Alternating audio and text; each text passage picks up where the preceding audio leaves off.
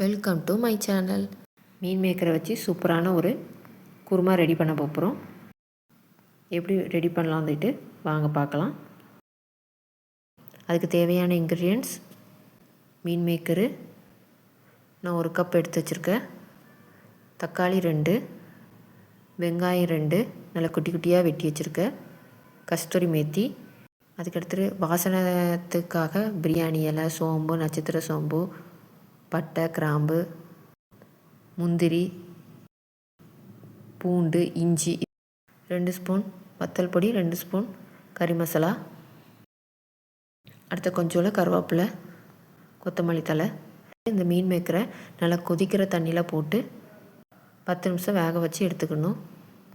எடுத்து தண்ணியை நல்லா ஈர்த்து தனியாக வச்சுக்கணும். அடுத்த பாத்திரம் ஹீட் ஆனோடனே 2 ஸ்பூன் எண்ணெய் ஊற்றிக்கணும். அடுத்த வாசனை பொருட்கள் எல்லாமே போடணும். பிரியாணி எல்லாம், நட்சத்திர சோம்பு எல்லாம் போட்டு அது நல்லா லைட்டாக ஹீட் ஆன உடனே வெட்டி வச்சுருக்க குட்டி குட்டியாக இருக்கிற வெங்காயத்தை போடணும். அதுக்கடுத்து பூடு, ஒரு 8 பூடு, கொஞ்சோண்டு இஞ்சி எல்லாத்தையும் போட்டு மிக்ஸ் பண்ணணும்.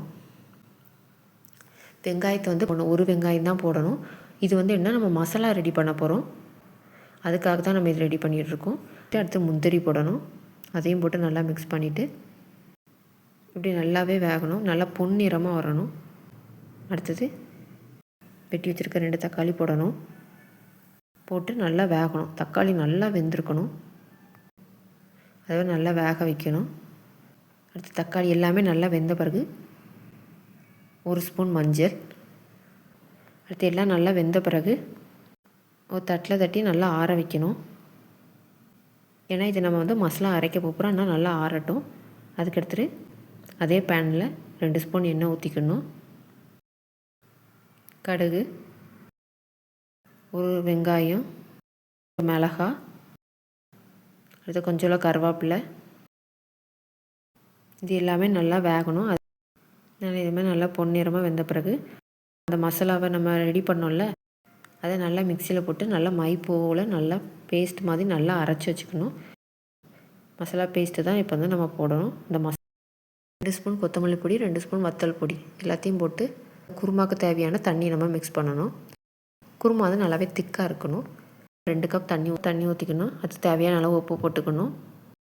இதே மாதிரி நல்லா திக்காக இருக்கணும். அதுக்கடுத்து நல்லா கொதிக்கட்டும். நல்லா கொதித்த பிறகு நம்ம வேக வச்சு எடுத்து வச்சுருக்க மீன் மேக்கரை போடணும். அடுத்து நல்லா மூடி போட்டு நல்லா கொதிக்க வைக்கணும். நல்லா அப்படி எண்ணெய் கொதி வரணும். இதே மாதிரி அதுக்கு பிறகு கஸ்தூரி மேத்தி போட்டு நல்லா கொதிக்க வச்சுட்டு கொத்தமல்லி தழை போட்டு நல்லா மிக்ஸ் பண்ணிவிட்டு இறக்கிடணும். அவ்வளோதான், மீன் மேக்கர் குருமா ரெடி. வீட்டில் ட்ரை பண்ணி பாருங்கள். சப்பாத்திக்கு, தோசைக்கு, இட்லிக்கு எல்லாத்துக்குமே செம்மையாக இருக்கும். நைட் டின்னருக்கு ஒரு தடவை ட்ரை பண்ணி பாருங்கள். எப்படி இருந்துச்சுன்னு மறக்காமல் கமெண்ட் பண்ணுங்கள். கண்டிப்பாக எங்கள் சேனலுக்கு சப்ஸ்கிரைப் பண்ணிடுங்க. Thank you so much.